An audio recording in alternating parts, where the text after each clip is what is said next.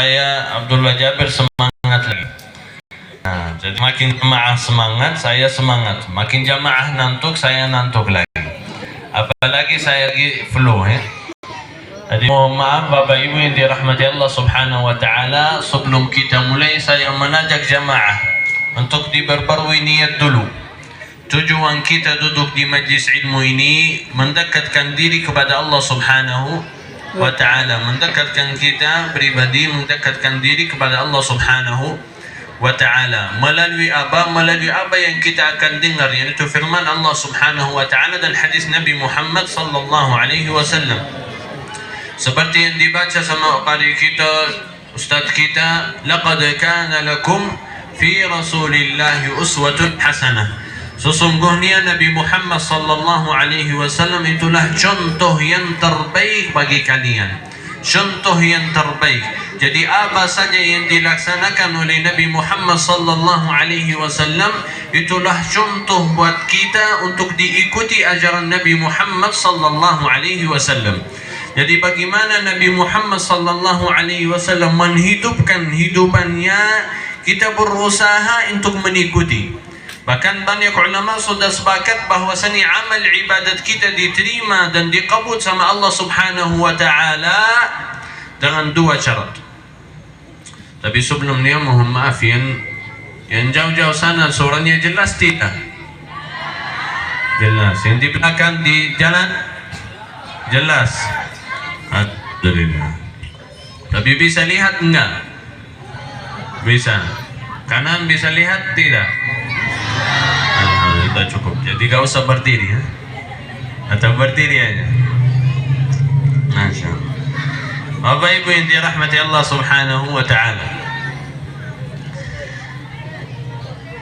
Sebagian ulama, bahkan semua ulama sepakat bahwasannya amal ibadat kita diterima dan dikabul sama Allah Subhanahu wa taala dengan dua syarat.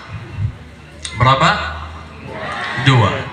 Yang pertama ikhlas, niat amal ibadat kita karena Allah Subhanahu wa taala.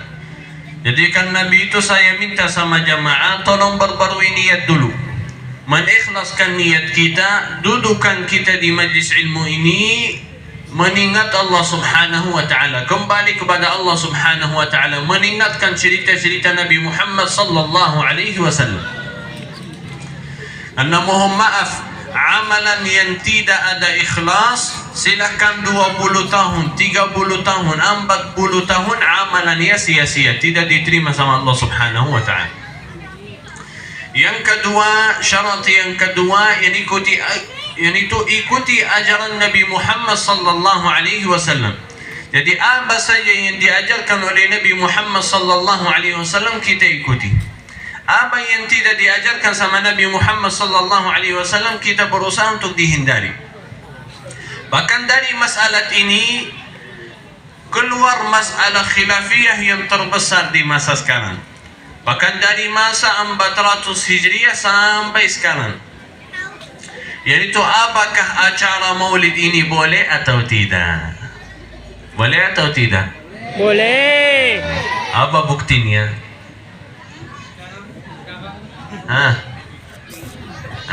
Biar kita lebih fokus dan lebih paham dan lebih punya hujat. Kalau ditanya, saya punya dalil. Karena sebagai kita orang muslimin dan muslimat, tidak ada amalan yang kita kerjakan kecuali kalau sudah ada bukti. Mendapatkan kita orang muslimin dan muslimat, yang pertama Al-Quran, yang kedua hadis Nabi Muhammad sallallahu alaihi wasallam. Dan ada yang ketiga, pahaman para ulama, mendapatkan ulama untuk memfahamkan Al-Quran dan hadis Nabi Muhammad sallallahu alaihi wasallam. Jadi keluar dengan masalah maulid ini dengan 3 pendapatan. Berapa? 3. Sebenarnya 2. Ada yang membolehkan, ada yang tidak. Ada yang mengharamkan, ada yang tidak. Ada yang membid'ahkan, ada yang tidak. 2 kondisi. Yang pertama, orang yang membid'ahkan atau yang tidak membolehkan. Kenapa? Karena sebenarnya amal ibadat kita harus ada bukti.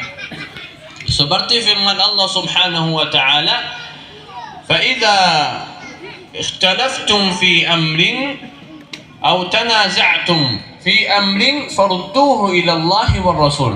Kalau ada beda pendapat di antara kalian, ada khilaf, ada masalah yang ragu-ragu, kembalilah masalah tersebut kepada Allah Subhanahu wa taala dan Rasulnya.